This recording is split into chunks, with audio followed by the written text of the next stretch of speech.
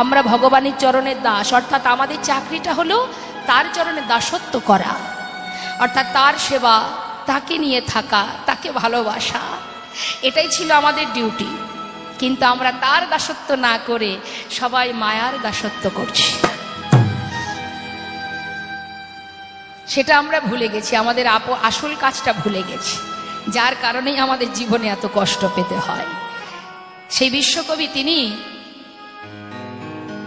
তার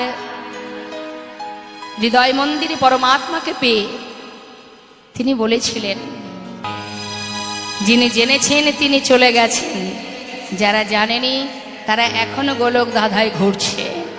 তাই আজ মহাজন পদাবলিতে জগজ্জীবকে শিক্ষা দিলেন, হে জীব, যদি কৃষ্ণ নাম হরিনাম বদনে গাইতে পারো, যদি শ্রবণ করো তাতেও মঙ্গল। তুমি যেভাবেই আস্বাদন করো, শ্রবণং মঙ্গলম। নববিধা ভক্তির মধ্যে প্রথম ভক্তির পথ হলো শ্রবণ করা, অর্থাৎ শ্রবণ করলেও মঙ্গল, যেভাবেই শোনো না কেন।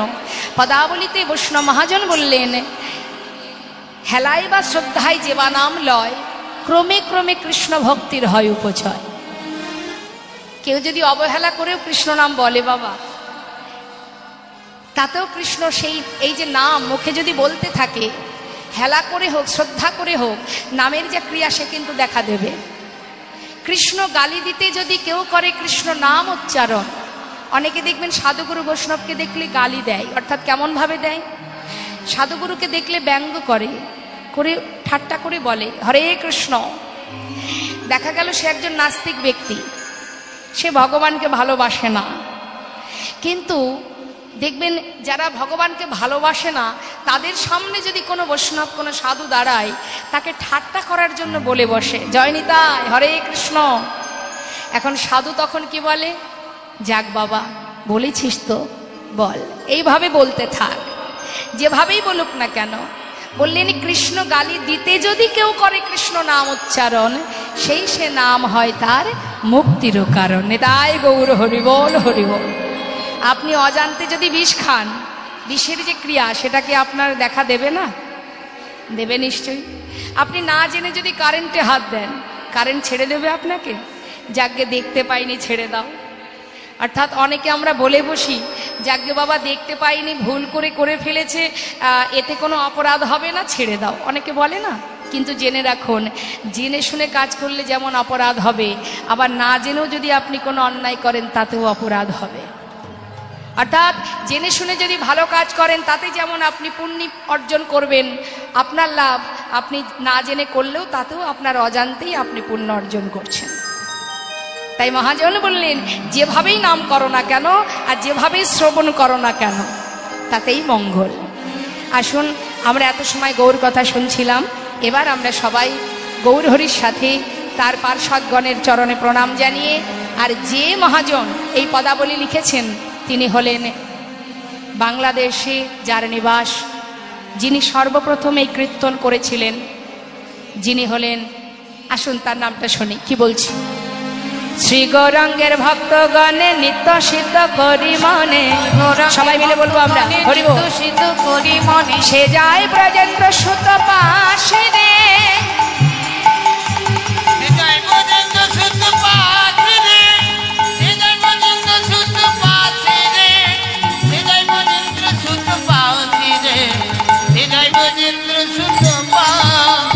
গৌরমণ্ডল ভূমি যেবা জানে চিন্তামণি, গৌরমণ্ডল ভূমি যেবা জানে চিন্তামণি, গৌরমণ্ডল ভূমি যেবা জানে চিন্তামণি, তার হয় ব্রজধামে বাস রে, তার হয় ব্রজধামে বাস রে, তার হয় ব্রজধামে বাস রে, তার হয় ব্রজধামে বাস রে, তার হয় ব্রজধামে। গৃহেতে বনেতে থাকো হা গৌরাঙ্গ বলে ডাকো, গৃহেতে বনেতে থাকো হা গৌরাঙ্গ বলে ডাকো, গৃহেতে বনেতে থাকো হা গৌরাঙ্গ বলে ডাকো। নরতম মাগি তার সঙ্গ, নরতম মাগি তার সঙ্গ, নরতম মাগি তার সঙ্গ, নরতম মাগি তার সঙ্গ, নরতম মাগি তার সঙ্গ।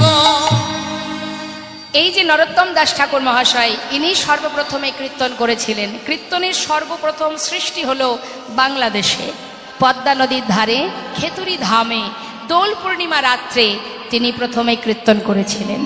আর আমাদের নবদ্বীপ ধাম থেকে যেটা আমরা পেয়েছি গৌর হরির বদন থেকে, সেটা হলো মধুমাখা হরিনাম। তিনি কিন্তু কীর্তন করেননি, হরিনাম সংকীর্তন অর্থাৎ মহামন্ত্র তিনি প্রচার করেছেন, যার কারণে প্রভুকে বলা হয় সংকীর্তনই কপিতর, যিনি সংকীর্তনের পিতা। আর কীর্তনের সৃষ্টি বাংলাদেশে খেতুরি ধাম থেকে। তাই আজ আসুন আমরা সবাই মিলে এই গৌর কথা শুনতে শুনতে এবার চলে যাব মধুময় বৃন্দাবনে। চলুন দুটি বাহু তুলে উলুধ্বনি হরিধ্বনি করে সকলে বৃন্দাবনের রাজাকে, কে রাজা বৃন্দাবনে? কৃষ্ণ। কে রাজা বৃন্দাবনে? কংস।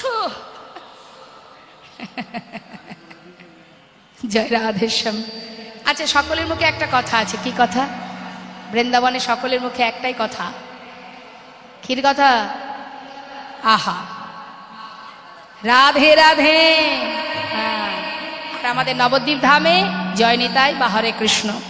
আর বৃন্দাবনে হচ্ছে রাধে রাধে। অর্থাৎ বৃন্দাবনে রাজা রাসেশ্বরী বিনোদিনী প্রেমময়ী রাধা রানী। তা চলুন আমরা রাধা নাম জপ করতে করতে বৃন্দাবনে চলে যাব। আজ এই স্থানটি বৃন্দাবন। তা যাব সবাই মিলে উলুধ্বনি হরিধ্বনি করে।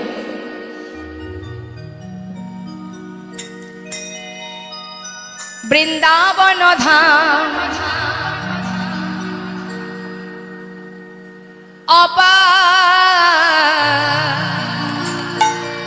जपे जा राधे राधे राधे श्याम राधे। सबाई मिले दुटी बाहु तुले हाथे ताली दिए। हाँ,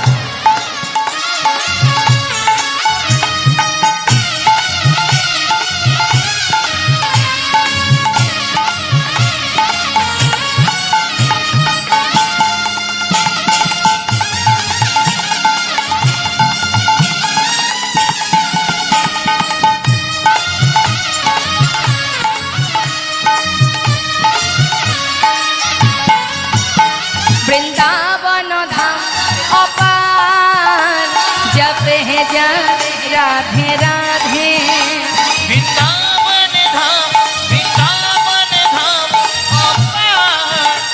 जपे जा राधे राधे जपे जा राधे राधे भजे जा राधे राधे जपे जा राधे राधे भजे जा राधे राधे राधे राधे अलबेली सरकार जपे जा राधे राधे राधे अलबेली सरकार जपे जा राधे राधे राधे राधे।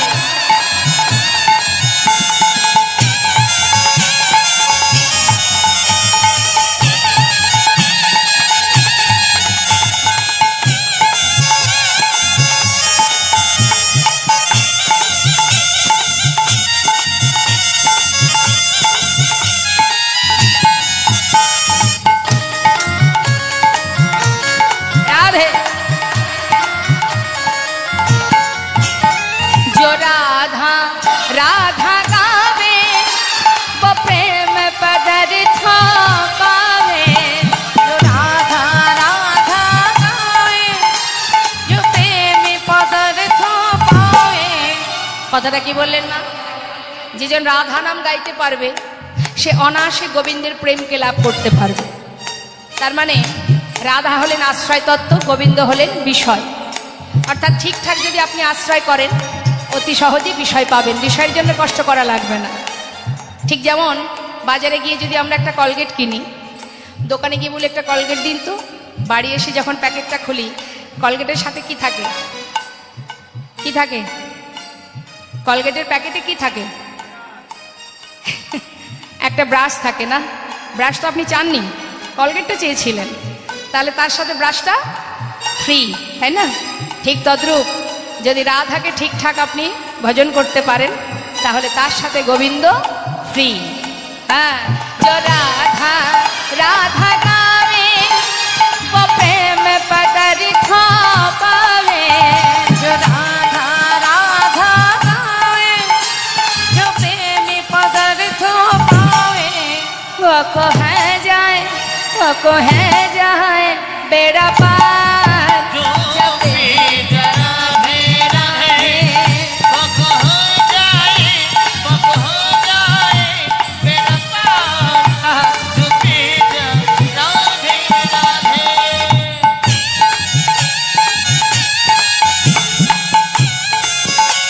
हरि बोल।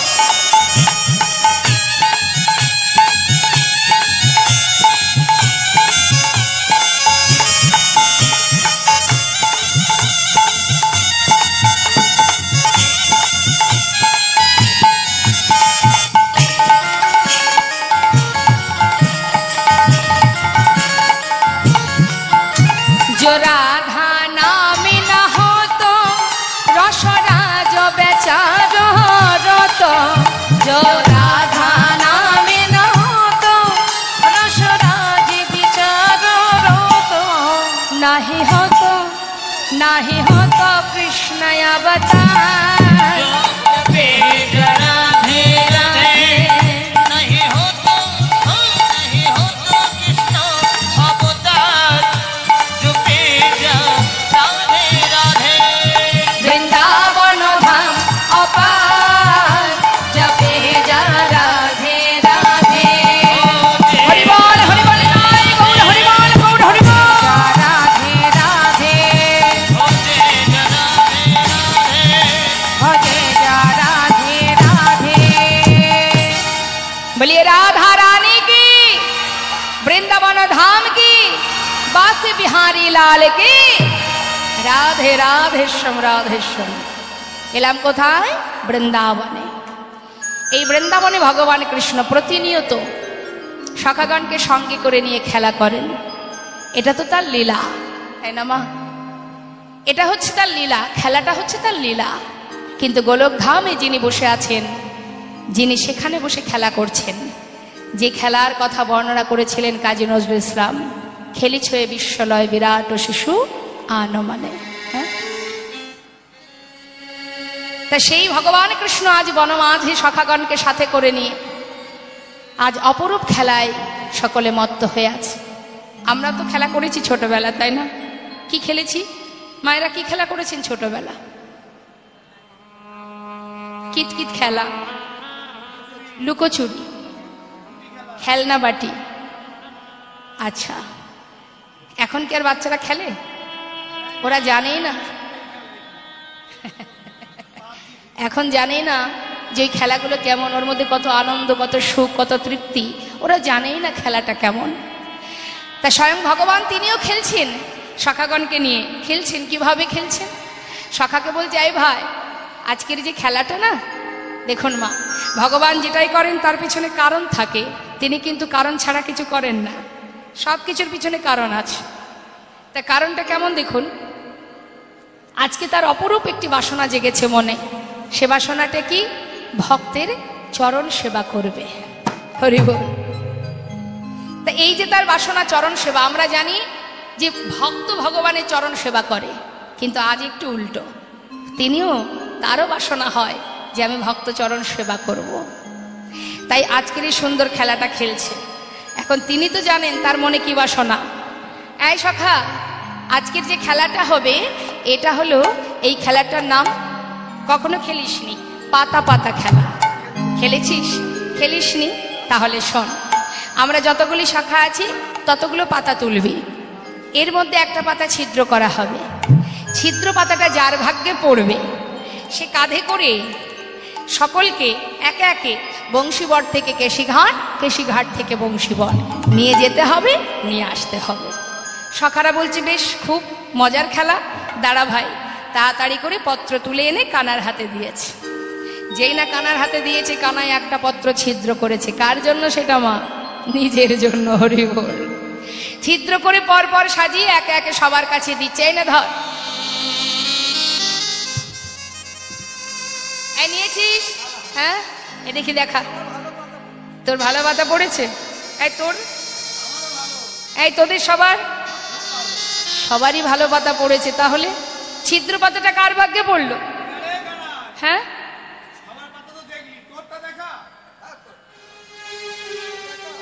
আমারটা তো ভালো পাতাই পড়েছে।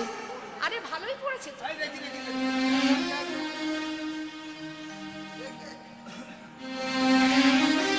যেই না হাতে নিয়ে দেখেছে, আরে কানাই, আজকের খেলায় তো তুই হেরে গেলি।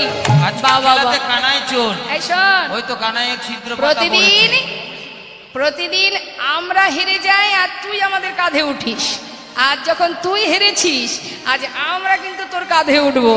যেই না বলা, একসাথে দল বেঁধে কাঁধে উঠে বসেছে আর বলছে, কানাই আজকের খেলায় তুই চোর।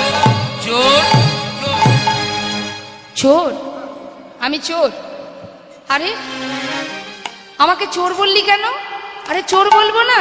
ও কানাই, তুই বিনে চোর কে হবে ভাই? তুই বিনে চোর কে হবে ভাই? তুই বিনে চোর কে হবে ভাই? বৃন্দাবনের ননি চোরা, তুই বিনে চোর কে হবে ভাই? বৃন্দাবনের ননি চোরা, তুই বিনে চোর কে হবে ভাই?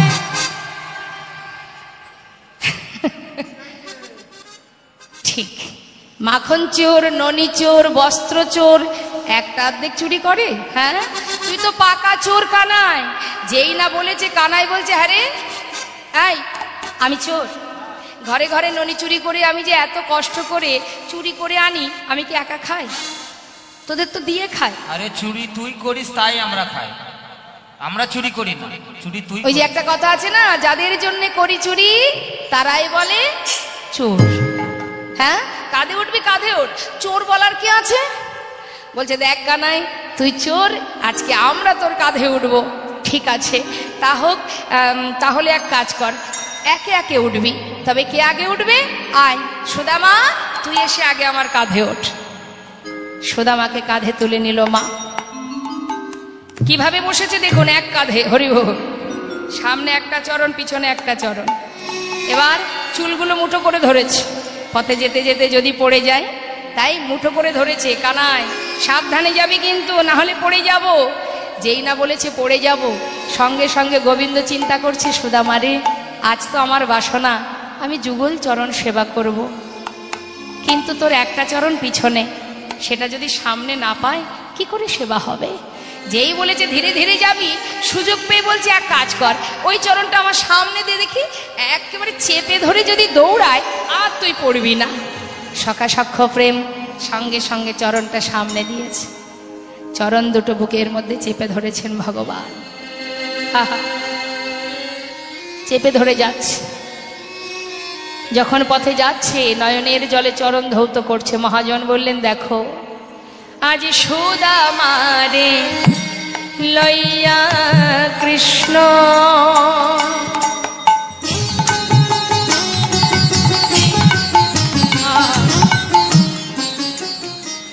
এ যে অপরূপ রূপে মাধুরী, যাই রে লীলার বলিহারি, আজি ভক্ত কই কাঁধে লয়ে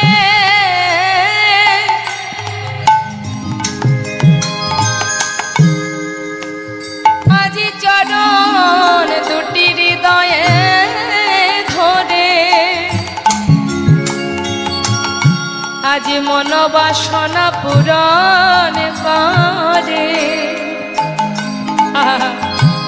সুদামারে লইয়া কৃষ্ণ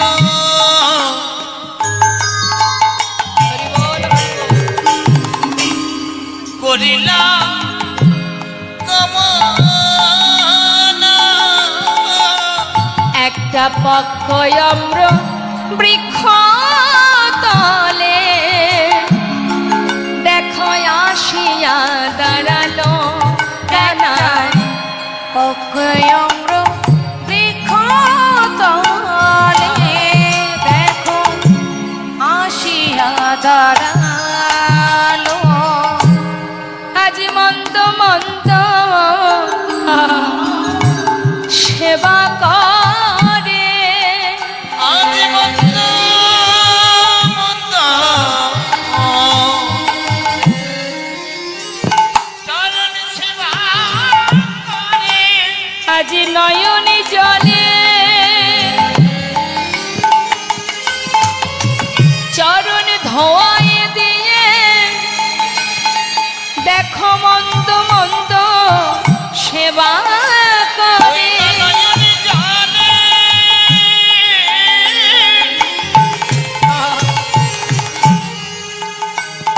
চরণ ধুয়ায় দিয়ে মন্দ মন্দ সেবা করে অকয়ম্ব বৃক্ষ তলে আসিয়া দাঁড়ালো গো ওই না অকয়ম্ব বৃক্ষ তলে আসিয়া দাঁড়ালো। চোখের জলে চরণ ধৌত করছে আর মনে মনে বলছে ওরে সুদামা রে যার চরণ পাওয়ার লাগি যোগী মুনি ঋষি যোগ যোগ ধরে সাধনা করে যার চরণ পাওয়ার লাগে জগতের জীব হা কৃষ্ণ কৃষ্ণ বলে কাঁদে যার চরণে পাওয়ার লাগে ঘর ছেড়ে জীবে পথে নেমে যায় যার চরণে পাওয়ার জন্য চরণে ফুল তুলসী দিয়ে হা কৃষ্ণ কৃপা করো বলে কাঁদে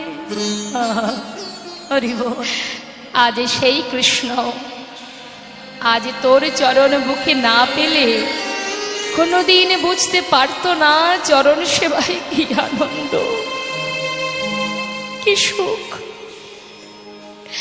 চোখের জলে চরণ ধৌত করছে এদিকে যেই না চরণের উপরে জলের ফোঁটা সুদামা বলছে কি ব্যাপার আকাশে মেঘ করেনি বৃষ্টির যেন চরণে পড়ছে কি হলো কানাই আমার পায়ে জল এলো কি করে কানাই কানাই বলছে সুদামা কি জানি কি করে জল এলো না না আমার পায়ে কি করে জল এলো আকাশেও তো মেঘ করেনি কানাই একটু নামিয়ে দে তো কানাই বলছি জানিস সুদামা আমার মনে হয় এই যে আম গাছের নিচে দাঁড়িয়ে আছি না আমরা নিশ্চয়ই গাছের পাতা থেকে তোর পায়ে জল পড়েছে তা হয়তো হতে পারে ও কানাই একটু নামিয়ে দে না যেই না নামিয়ে দিয়েছে মা দেখছে ভাই কানার চোখে জল তুই কাঁদছিস কেন কানাই নিশ্চয়ই তোর কষ্ট হয়েছে তাই না যে খেলা খেললে তোর কষ্ট হয় সে খেলা তুই কেন খেললি বল